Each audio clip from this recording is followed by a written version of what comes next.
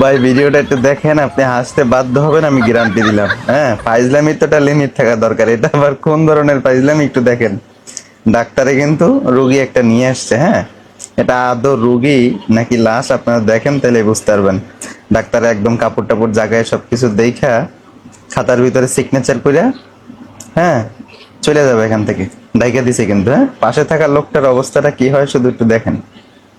Doctor চলে যাইতেছে, এখন ওই লোকটার খালি চেহারাটা দেখেন, ভয় ওনার কি অবস্থাটা হইতেছে। হ্যাঁ, অলরেডি কিন্তু উনি অলরেডি ভয় পেয়ে গেছে। হ্যাঁ, তো দেখা যাক কি হয়, লাস্ট পর্যন্ত দেখেন, মজা পাবেন। হ্যাঁ, খালি কি হয় লোকটার সাথে ঘটনাটা দেখেন। হ্যাঁ, দেখতেছি কি হয় আমরা অলরেডি কিন্তু পালারা দিয়ে ফেলাইছে রুগিনের লাশ।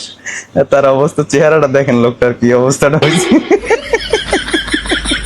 লোকটা দেখেন ভয় উঠতে যায়, একদম চেয়ারের পিছনে যাই দাঁড়াইছে। হ্যাঁ, দেখেন লাস্ট পর্যন্ত দেখেন কি হয়, মজা পাবেন। উনি খালি দেখেন লাশ কিভাবে উঠে বসছে ভয়ে। ভয়ে দেখেন একবারে যে চুলের নিচে ঢুইকা দরজা দিয়ে বাইরে যাওয়ার চেষ্টা করতেছে। ভাই এটা কোন ধরনের ফাইজলামি? লোকটা তো আরেকটু হইলে স্টক করতে হবে ভাই।